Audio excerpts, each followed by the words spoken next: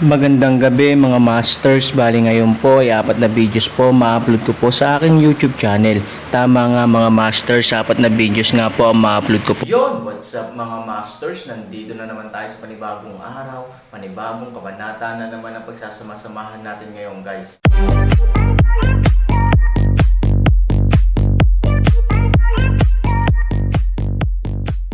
Bali mga masters, kung bago ka pa lang po sa aking YouTube channel, please click the subscribe button, lalong-lalo na po yung notification bell guys, para maging connected pa rin tayo sa isa't isa at maging updated kayo sa mga susunod ko pang video.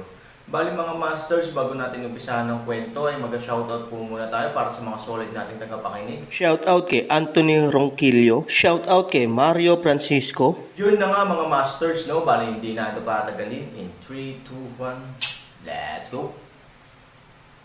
Mga master, magbabalik tayo sa pag-upload ng 4 na videos everyday simula ngayon araw. Salamat sa solid na pagsuporta mga master.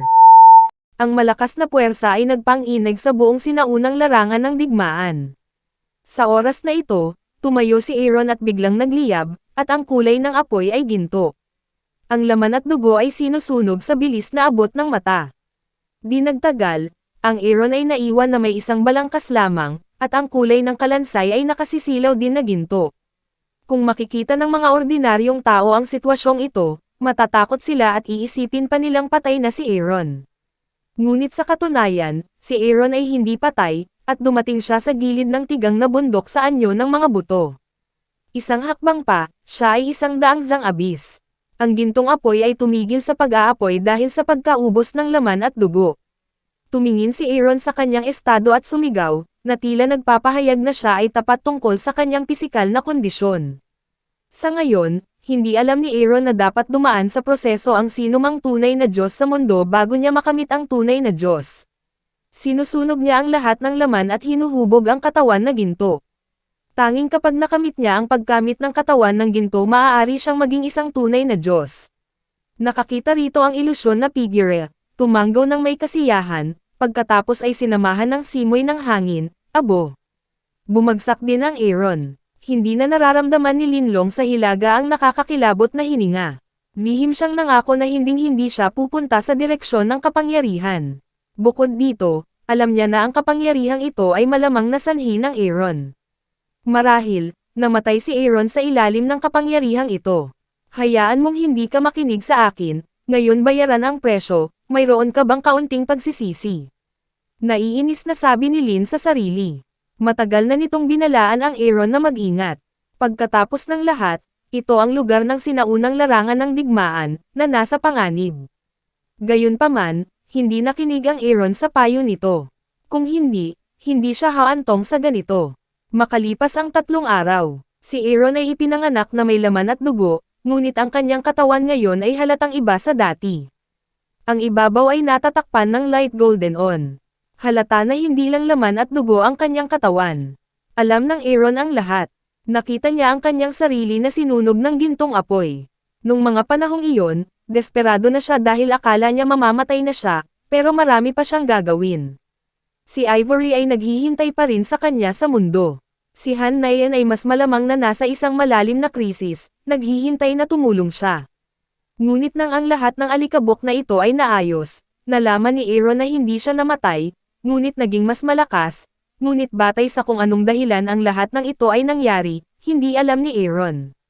Sa pagtingin sa kanyang mga kamay, alam ni Aaron na siya ay nagbago, at siya ay naging napakahusay.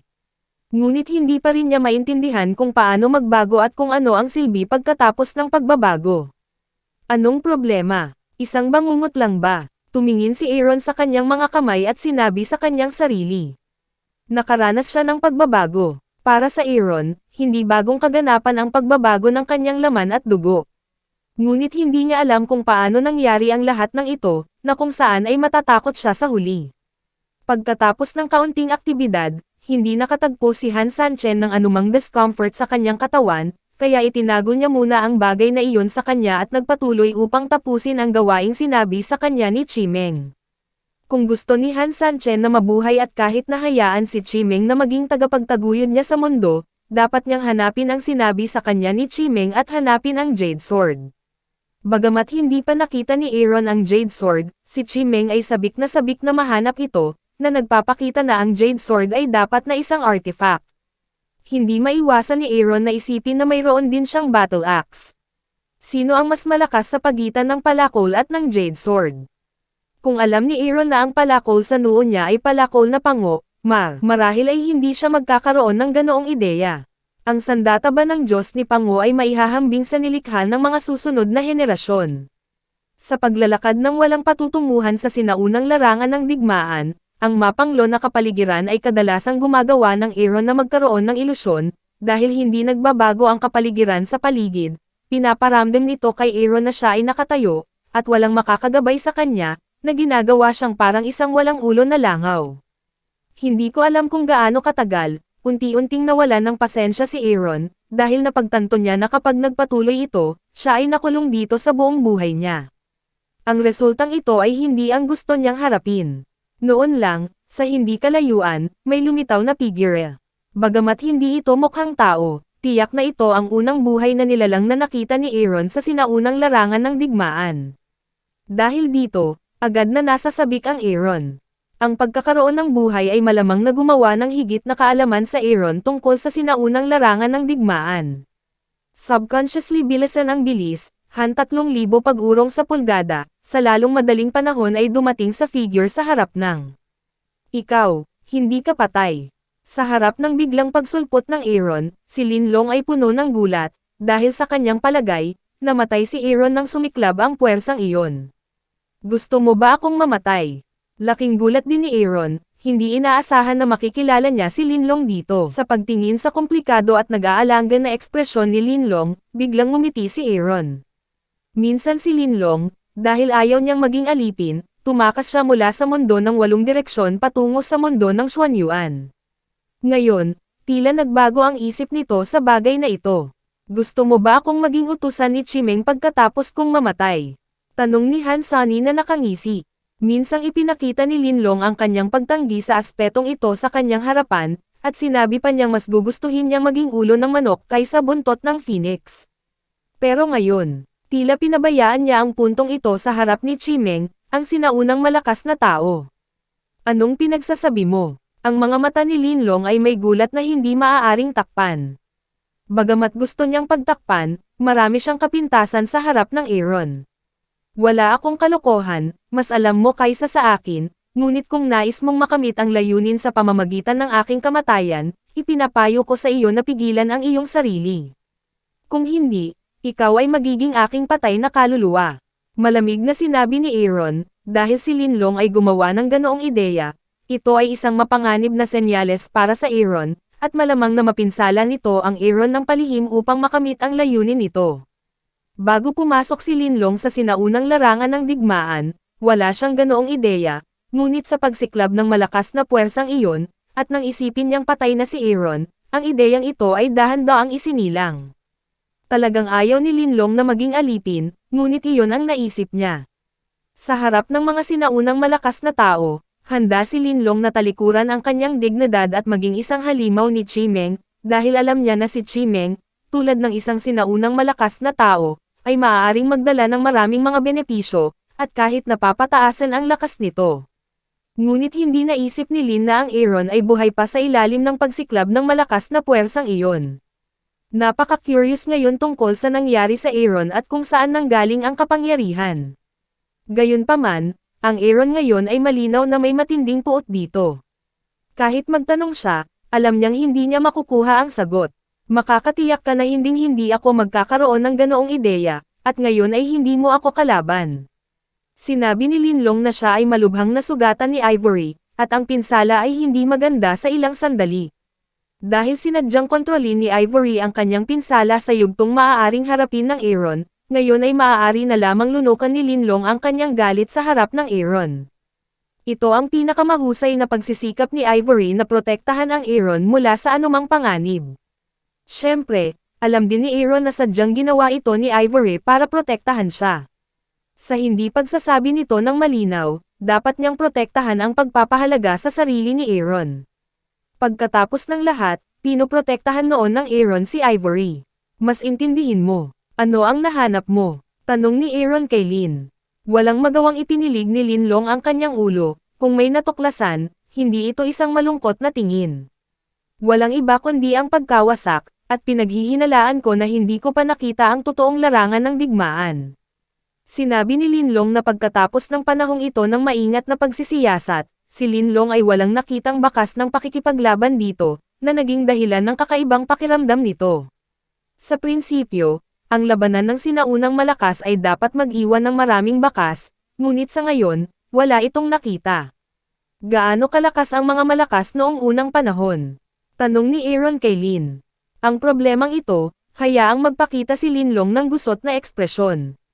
Noong sinaunang panahon, walang sino man ang makakapagtukoy kung gaano kalakas ang malakas.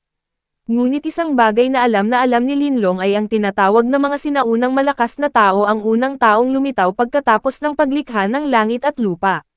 May kapangyarihan silang likhain ang mundo, tulad ng mga tunay na Diyos ng mundo sa lahat direksyon. Maging si Linlong ay naghinala na ang sinaunang malakas ay mas malakas kaysa sa tunay na Diyos. Sa palagay ko ang mga sinaunang malakas ay mas makapangyarihan kaysa sa mga tunay na Diyos, dahil nilikha nila ang orihinal na universo. Sinasabi na sa publiko, bawat sinaunang malakas ay may sariling mundo, sabi ni Linlong. Napakalabo ng paglalarawang ito, ngunit mararamdaman pa rin ng Aaron ang malakas na laban ng sinaunang malakas. Lumikha ng iyong sariling mundo. Sariling mundo. Hindi lahat ay kayang gawin ito. Siguro ito lang ang pasukan sa totoong larangan ng digmaan. Sabi ni Aaron. Biglang tumingin si Linlong kay Aaron at sinabing, ibig mong sabihin may iba pang space tunnels dito. Tumanggo si Aaron at sinabing, sa ganitong paraan lang natin maipapaliwanag kung bakit hindi ito mukhang isang larangan ng digmaan. Pakiramdam ni Linlong ay makatwiran at hindi napigil ang tumanggo ng kanyang ulo. Kung may iba pang mga tunnel sa kalawakan dito, maaari nitong ipaliwanag kung bakit walang mga palatandaan ng labanan. Marahil, dito, tulad ng sinabi ng Aaron, ay pasukan lamang, hindi talaga sila pumasok sa larangan ng digmaan. Pero bakit hindi sinabi sa amin ni Chimeng? Sinabi ni Lin na may pagtataka sa mukha na hiniling ni Chimeng sa kanila na maghanap ng mga Jade Sword sa sinaunang larangan ng digmaan. Kung pasukan lang ito, dapat ipaalam ni Chimeng sa kanila ng maaga, upang makumplito nila ang gawain.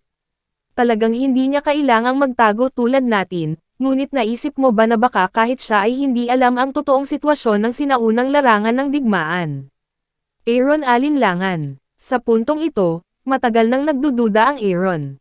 Sa labanan ng sinaunang malakas, halos lahat ng malalakas ay namatay sa sinaunang larangan ng digmaan. Ngunit bakit maaari pa ring manatili si Chimeng sa mundo ng Xuanyuan? Siya ba ay mas malakas kaysa sa iba pang mga sinaunang malakas? Ang ganitong uri ng posibilidad ay napakaliit, dahil kung hindi siya umasa sa isang butil ng multo, matagal na siyang namatay. Ang isa pang posibilidad ay hindi siya nakilahok sa digmaan at hindi niya alam kung ano ang nangyari sa sinaunang digmaan, na maaaring magpaliwanag kung bakit hindi niya alam na ito ang pasukan, ibig mong sabihin, hindi niya alam, na bibilang sa malakas ng sinaunang digmaan. Sinabi ni Linlong na ang ganitong uri ng mga salita ay walang galang kay Chimeng, ngunit hindi pa rin napigilan ni Linlong na sabihin iyon, kahit na may bahagyang galit sa kanyang mga mata. Dahil pagkatapos ng mahabang pag-iisip ni Lin na patay na si Aaron, halos sigurado siya na handa siya, na maging alipin kung hindi malakas na tao si Chimeng noong unang panahon, halos maging sinungaling siya nang makita ang pagbabago ng ekspresyon ni Linlong, hindi napigilan ni Aaron ang pagtawa at nagbiro, halos naging lingkod ka ng isang sinungaling, hindi ka ba galit na galit? Tinatago ni Lin ang kanyang kawalang kasiyahan. Ayaw niyang ipakita ang kanyang pag-asa na mamamatay si Aaron sa harap ng Aaron. Kung tutuusin, hindi siya ang karibal ni Aaron, ano ang dapat nating gawin ngayon? Napakalaki ng pasukan. Hindi madaling makahanap ng space tunnel dito, iniba ni Lin ang paksa at tinanong ang Aaron.